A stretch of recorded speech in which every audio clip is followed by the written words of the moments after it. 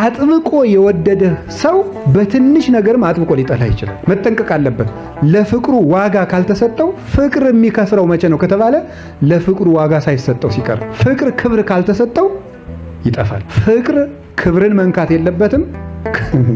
ክብር ፍቅርን መንካት የለበትም። በመዋደድ ሰበብ የሚጠፋ ክብር መኖር የለበትም። እንትን አለ እዚህ አብይ ቆቃህ የሚባል አለ አይደል የተባለው ያ ትልቅ ቆቅ ማለት ነው፣ ሌላ ትርጉም የለው። እና የቆቅ ልጆች ሲጫወቱ ጥሬ ይለቅሙና ሲጠግቡ ደስታቸው የአባታቸውን አይን በማንቆር ነው የሚዝናኑት። የሰውየውን አይን እና የአባታቸውን አይን በማውጣት ይዝናናሉ። እንዴ እኔ ወደድኳችሁ እንጂ እስከዚህን ተደፋፍረናል ብሎ ጠቅቶ ይገላቸዋል። ንስርም እንደዚያ የሚያደርገው መዋደድ እንዴ ክብርን ይነካል እንዴ ብሎ ጠቅቶ ነው የሚገለው። አባት እኮ ነው ግን አባቱ ነው ግን ይገለዋል። መዋደድ ክብርን መንካት የለበትም።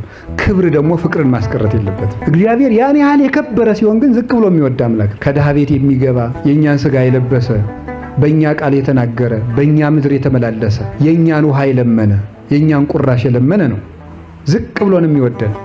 ከኛ ቀዝቃዛ ውሃን ከወርቅ አብልጦ አክብሮ የሚቀበል አምላክ ነው። እግዚአብሔር ፍቅርን ሲያለብሰው ጠጠርም ቢሆን ወርቁ ነው የሚታየው። እግዚአብሔር ከገፈፈው ደግሞ ወርቅ ከጠጠር ይልቅ የተናቀ ይሆናል፣ ያነሰ ነው የሚሆነው። እግዚአብሔር ክብር ሞገስን መወደድን ይሰጣል። እና ግን በወደድ አሁን ይወላችሁ አሮንን ምንድን የሚለው ይወላችሁ እኔ በጣም መጻሕፍትን ስማርም ሆነ ስመለከት ከሚደንቁኝ ነገሮች አንዱ የአሮን ልብሶችን ሳስብ ሁል ጊዜ እንደው ድንቅ ነው የሚል እግዚአብሔር አሁን በደረት ኪስ እንደዚህ 5 ቁልፍ ተከለበት። እንዲሁ አሁን እግዚአብሔር ስለ ቁልፍ ሲጨነቅ እንዲሁ አሁን ምን የሚሉት ነው? አሁን ይሄ በደረቱ ላይ እዚህ ላይ ቁልፍ አድርግበት፣ ከአንገት ጀምሮ እስከ ደረት ድረስ እንደዚህ ያለ ቁልፍ ተከለበት። አሁን እግዚአብሔር ኋላ ደግሞ የቁልፉን ማስገቢያ ቀዳዳ እንዲህ አድርገህ ስፋው። ለምንድን ነው እንደዚህ የሚለው እግዚአብሔር? በጣም ፍቅር ሲገለጥ በአባትና በእናት መካከል አባት ጠቅላላ ነገሮችን ነው የሚያየው። እናት ደግሞ ምንድን ነው የምታየው? ዝርዝር ነገሮችን ነው የምታየው። አባት ልጄ ደህና ነህ? አዎ። ፊትህ አልከሳም ሰሞኑን?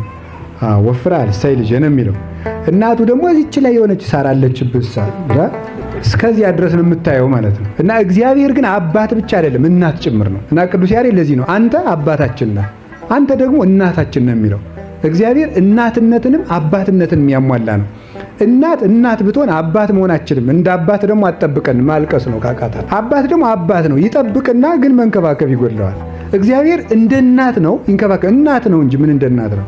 እናቱ ነው ይንከባከበናል። አባቱ ነው ደግሞ በግርማው ይጠብቀናል። እግዚአብሔር አባትምና እና ትንንሽ ነገሮቻችሁን ሳይቀር እወዳቸዋለሁ፣ ቁልፎችንም ጭምር ነው የምወዳቸው ለማለት ነው። በዚህ መጠን ነው የምወዳችሁ እንኳን ለእናንተ ለለበሳችሁት ቁልፍ ሳይቀር ክብር እሰጣለሁ ለማለት ነው።